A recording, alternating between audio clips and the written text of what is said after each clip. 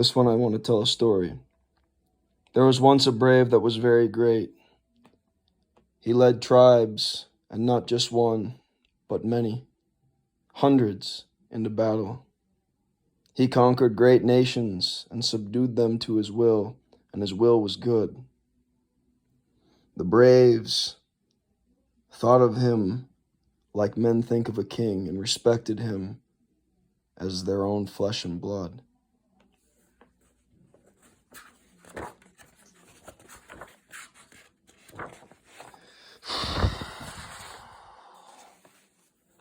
Whenever this king, or this chieftain who was treated as a king, saw one of his braves die, in his heart he cried. And when he would cry, his warriors would see his tears and his love for those that he fought with and for. There's some things, some men's faces, you'll never forget. And when you lose them, it's hard to bear. The only way healing can be found when you lose a friend so dear in battle is through the great Wakan, the great Spirit, the great God, through Jesus Christ. He's the only one that can heal your soul.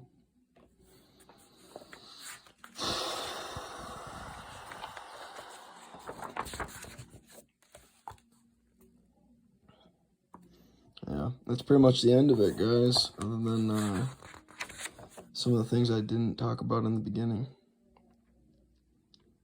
The reason I share that story is because I think about when you're a leader of men and a leader of warriors and you lose those that are dear to you, when you bleed with men, when you're willing to die with men, like sometimes you lose things that it's like, how can I even live after that, you know? But each man finds his own peace. Each man finds his own healing in his own way. Some never find it. But I'm thankful I found it in God, and I'm thankful that I will find it in God forever. So these writings are from like probably when I was in high school. I just kind of want to share a little bit of them. The vision at the art gallery in Minneapolis, freshman year at Bethel. Okay, yeah, I can tell that story too. I've typed it on my Facebook, but I haven't shared it. Remember the meaning. Dakota Chief smoking pipe by the waterfall, storm clouds.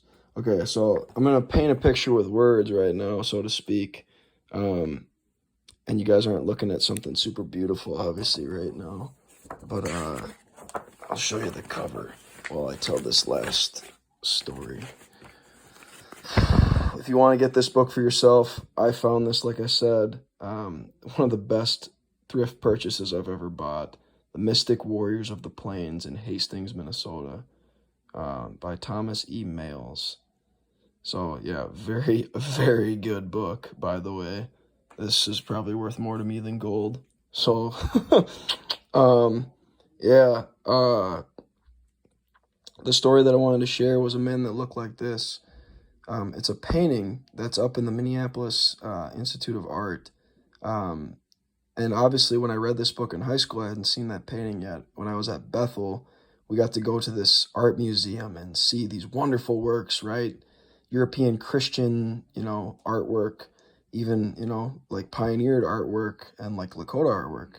And there's this beautiful image of a Native American chief with his peace pipe and a wonderful headdress smoking at the St. Anthony Falls, or I don't know what it was called to the Lakota. It probably wasn't Minnehaha.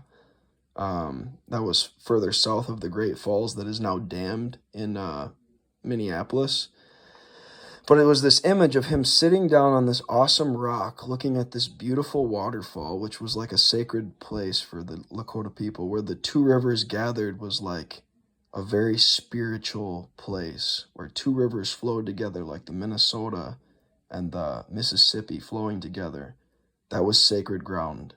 And like where the St. Croix meets the Mississippi, like the muddy waters meet the clear waters, that would have been a very sacred spot as well to the Lakota people. So he's sitting there,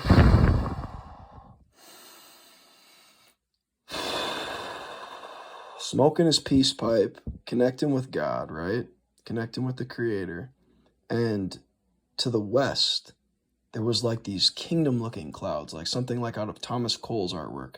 Almost looks like a kingdom in the sky, like beautiful white clouds, like plains and like hills. And in the middle was like the island, right? There was like an island with like trees, and then on each side is a waterfall. But then in the east, behind the trees and like off in the distance, there were storm clouds gathering. And to me, from the perspective of the smoking chieftain, he may have seen the storm clouds coming and maybe he didn't. And the painting was done in obviously like the 1800s when, white people were coming to the land of the Lakota tribe and nation. And knowing the history kind of helped me better understand the painting. That man was smoking his peace to his maker, having a good day, a peaceful day. And that man, as a chief, was smoking that because it was before any white person had settled there. It was the falls before the falls was settled by white man. And it was just like pure nature, right? And it's just like this image of a leader at peace, And then the storm clouds in the east reminded me of there's a storm coming. And I don't want to say, white people aren't the devil, dude. They aren't. There's some really bad ones, right? But they're not the devil. We're people. And obviously Satan has his way in different cultures and peoples. But seeing that painting made me think, in 50 years from the time that man was sitting there smoking his peace at the waterfall, his tribe would no longer be where they called home. And then 100 years post that, his tribe would have been nearly I don't want to say eradicated, but from what they once were to what they had become, they were starved, they're put on reservations, their buffalo were pretty much almost exterminated by white people. As a leader, do you foresee the evil coming? Do you know what's going to happen in the future? Do you see the storm clouds gathering? It taught me something very deep looking at that painting. For real, I sat there or stood there I wanted to stay there way longer than I did, but I took in the meaning, as a leader, you got to foresee the evil day and prepare your people for it and try and prevent it as best you can. But there's some evil you can't stop. There's some things that you, as a man and as a leader, you have to behold and you have to help others see as well. And you have to fight it, and you have to help your people survive and thrive as best you can. And yeah, it's such a powerful image. And now the Lakota thrive again. They're a free people. They're not oppressed like they once were. And, I've learned my lesson from it. Eventually in the future, the tribe of the Christians, white, copper-skinned, black-skinned, light-skinned, whatever you are, if you call yourself to be a Christ follower, one day you will be hunted by the evil one. One day, there is going to be a government that is going to take over the entire world, and they're going to try and eradicate the Christians. I've taken in my lesson from that, and it's a warning. It's a warning to the world.